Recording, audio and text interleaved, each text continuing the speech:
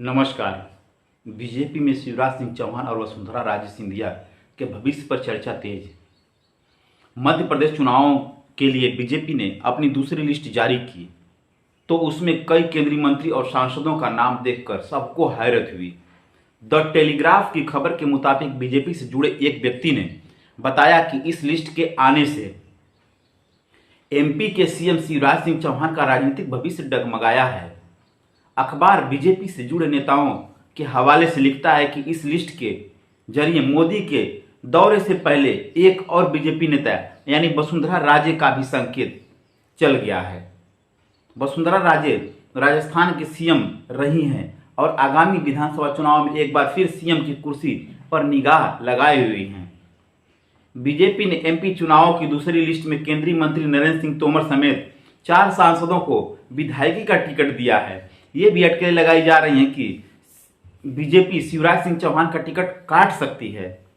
अब तक बीजेपी ने जो 2 लिस्ट जारी की है उसमें शिवराज सिंह चौहान का नाम ही नहीं है। वहीं अखबार लिखता है कि शिवराज सिंह का चुनावी टिकट कटेगा या बचेगा। बीजेपी का मौजूदा शीर्ष नेतृत्व चौंकाने वाले फैसले के लिए जाना जाता रहा है। पार्टी से जुड़े एक नेता ने कहा कि शिवराज सिंह का टिकट कटने से जुड़ी संभावनाओं से इनकार नहीं किया जा सकता है।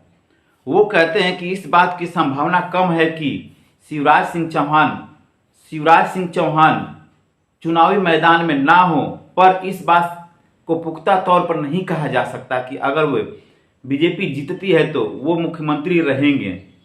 एक नेता ने कहा, चुनावी नतीजों के बाद केंद्रीय नेतृत्व तय करेगा कि मुख्यमंत्री कौन बनेगा। बीजेपी नेताओं का कहना है कि नरेंद्र सिंह तोमर, प्रहलाद सिंह पटेल और महासचिव कैलाश विजयवर्गीय मुख्यमंत्री पद के प्रबल दावेदार माने जा रहे हैं और इन नेताओं को चुनावी मैदान में उतारकर बीजेपी ने अगले सीएम की संभावनाओं को और विस्तार दे दिया है। राजस्थान में कांग्रेस सत्ता में है। राजस्थान में हर 5 साल में सरकार बदलने की परंपरा रही है। ऐसे में कांग्रेस के लिए बीजेपी चुनौती है। बीजेपी से जुड़े एक नेता ने द टेलीग्राफ अखबार को बताया कि मध्य प्रदेश जैसा हालात राजस्थान में भी हो सकते हैं। शिवराज सिंह चौहान 4 बार से मुख्यमंत्री हैं और पूर्व सीएम वसुंधरा राजे भी 2 दशक से राजस्थान में बीजेपी की बड़ी नेता हैं, लेकिन मौजूदा नेतृत्व चाहता है कि उनका प्रभुत्व खत्म हो। बीजेपी ने राजस्थान में भी सीएम चेहरे का ऐलान नहीं किया है और पार्टी राजस्थान में भी ऐसे ही कर सकती है। वहीं अखबार लिखता है कि राजस्थान में भी बीजेपी अपने अहम नेताओं, केंद्रीय मंत्रियों को चुनावी मैदान में उतार सकती है। कुछ पार्टी नेताओं का कहना है कि बीजेपी जो अपना तरीका अपना रही है उसमें गुटबाजी बढ़ सकती है और इसका नुकसान पार्टी को ही होगा। दोनों राज्यों में बीजेपी के अंदर ही हालात पहले से बहुत अच्छे नहीं हैं। एक पार्टी नेता ने कहा कि मौजूदा नेतृत्व की दुविधा यह है कि वो शिवराज सिंह और वसुंधरा राजे को नहीं चाहते हैं, लेकिन वो नजरअंदाज भी नहीं कर सकते। दोनों नेताओं के पास काफी जन समर्थन है। कांग्रेस के सीएम पद के उम्मीदवार कमलनाथ ने सोशल मीडिया पर लिखा, सांसदों को टिकट देकर बीजेपी ने साबित कर दिया है कि न तो वो 2023 विधानसभा चुनाव जीत रही है और न ही 2024 का लोकसभा चुनाव जीत रही है। कनाडा में अलगाववादी सिख नेता हरदीप सिंह निज्जर की हत्या के मामले में वाशिंगटन पोस्ट ने एक रिपोर्ट की थी। इस रिपोर्ट में कहा गया था कि निज्जर की हत्या के बाद घटनास्थल पर पहुंचने में पुलिस ने 10 से 20 मिनट ले लिए थे। रिपोर्ट में एक चश्मदीद के हवाले से बताया गया था कि सरे पुलिस और रॉयल कैनेडियन माउंटेन पुलिस के बीच घंटों तक जांच को लेकर बहस हो रही, जिससे जांच शुरू होने में देरी हुई। द हिंदुस्तान टाइम्स ने इस रिपोर्ट में किए दावों पर कनाडा पुलिस की प्रतिक्रिया को जगह दी है। कनाडा पुलिस ने घटनास्थल पर देर से पहुंचने की रिपोर्ट को खारिज किया है।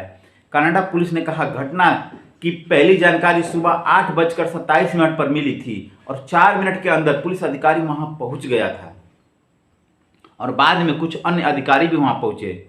पुलिस के बयान के मुताबिक सरे पुलिस और रॉयल कैनेडियन माउंटेन पुलिस के बीच विवाद की जहां तक बात है तो बता दें कि सर्रे में होने वाले हर पुलिस जांच के लिए रॉयल कैनेडियन माउंट पुलिस जिम्मेदार है।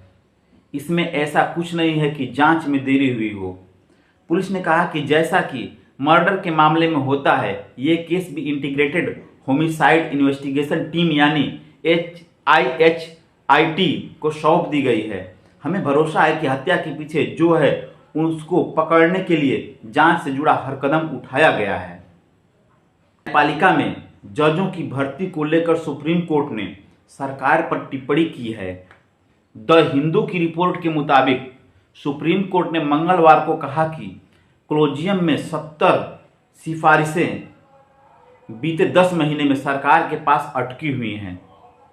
कोर्ट ने कहा कि सरकार महीनों तक कुछ नहीं करती और इस कारण न्यायपालिका नए काबिल लोगों को खोती जा रही है। ये टिप्पणी जस्टिस संजय किशन कौल और जस्टिस सुधांशु धूलिया की पीठ की ओर से की गई है।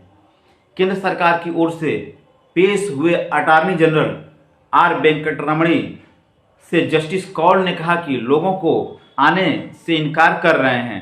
हम सर्वश्रेष्ठ लोगों को लाने की कोशिश कर रहे हैं, मगर हम इन लोगों को खोते जा रहे हैं। मैं किसी का नाम नहीं लेना चाहता, लेकिन हमने 1-2 काबिल लोगों को खोया है, क्योंकि देरी के कारण वो अपना नाम वापस ले लेते हैं। कोर्ट ने कहा कि हाई कोर्ट में 70 जजों की जगह खाली है। जब आप हाई कोर्ट कॉलेजियम की सिफारिशों को पाते हैं, तब आपको कुछ प्रतिक्रिया तो शुरू करनी चाहिए और इसे सुप्रीम कोर्ट कॉलेजियम को भेजना चाहिए, लेकिन आपने तो यह तक नहीं किया। द हिंदू अखबार ने लिखा है कि 25 हाई कोर्ट में से करीब 340 जजों की जगह खाली है। वहीं सुप्रीम कोर्ट में भी 2 जजों की जगह खाली है। कॉलेजियम सिस्टम के जरिए जजों की नियुक्ति को लेकर पहले भी सुप्रीम कोर्ट और केंद्र सरकार के बीच टकराव देखने को मिला था।